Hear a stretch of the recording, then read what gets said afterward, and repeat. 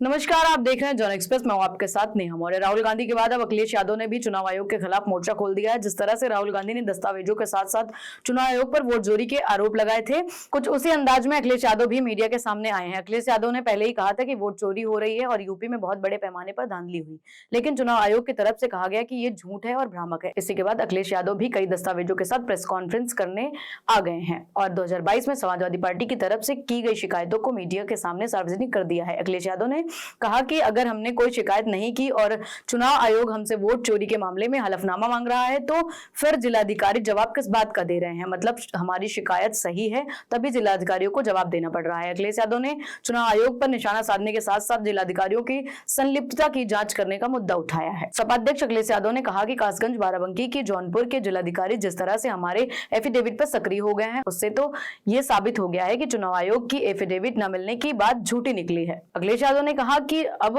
जिलाधिकारी इन पर सतही जवाब देकर खानापूर्ति कर रहे हैं, इसलिए मामले में इन जिलाधिकारियों की संलिप्तता की जांच होनी चाहिए। अखिलेश यादव ने सोशल मीडिया एक्स पर कहा कि डीएम से जनता का एक मासूम सा सवाल है, आखिर इतने वर्षों के बाद क्यों जवाब दिया गया है। अखिलेश यादव ने यह भी कहा कि जिस तरह से कासगंज, बाराबंकी, जौनपुर के डीएम हमारे 18,000 शपथ पत्रों के बारे में अचानक सक्रिय हो गए हैं, उससे एक बात तो साबित हो गई है कि जो चुनाव आयोग कह रहा था कि एफिडेविट की बात गलत है, मतलब एफिडेविट नहीं मिले और अब तक चुनाव आयोग ही झूठा साबित हो गया है।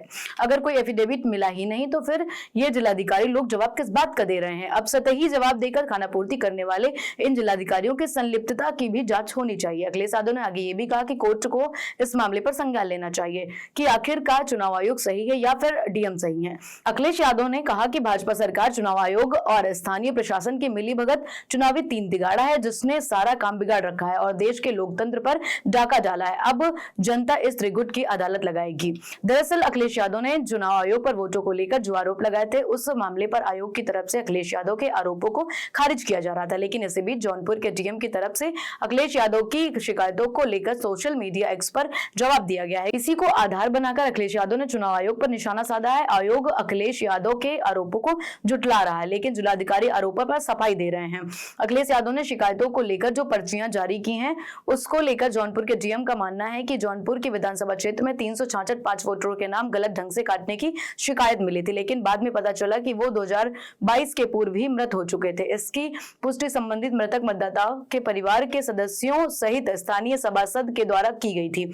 जौनपुर डीएम की तरफ से दिए गए जवाब को ही अखिलेश यादव ने चुनाव आयोग पर हमले का आधार बनाया है। जौनपुर के जिलाधिकारी की तरफ से जवाब आने के बाद अखिलेश यादव ने सोशल मीडिया एक्स पर लिखा कि जो चुनाव आयोग ये कह रहा है कि हमें यूपी में समाजवादी पार्टी द्वारा दिए गए एफिडेविट नहीं मिले हैं, वो हमारे शपथ पत्रों की प्राप्ति के प्रमाण स्वरूप दी गई अपने कार्यालय की रसीद देख लें। इस बार हम मांग करते हैं कि चुनाव आयोग शपथ पत्र दे कि ये जो डिजिटल रसीद हमको भेजी गई है वो सही है, नहीं तो चुनाव आयोग के साथ साथ डिजिटल इंडिया भी शक के घेरे में आ जाएगा। फिलहाल इंडिया गठबंधन ने चुनाव आयोग को पूरी तरह से निशाने पर ले रखा है। सदन से लेकर सड़क तक हंगामा जारी है। देखना यह है कि आने वाले समय में विपक्ष की तरफ से इस लड़ाई को और कैसे आगे बढ़ाया जाएगा। तो ऐसी ही देश और दुनिया की तमाम बड़ी खबरों को देखने के लिए जुड़े रहें जन एक्सप्रेस के साथ। नमस्कार।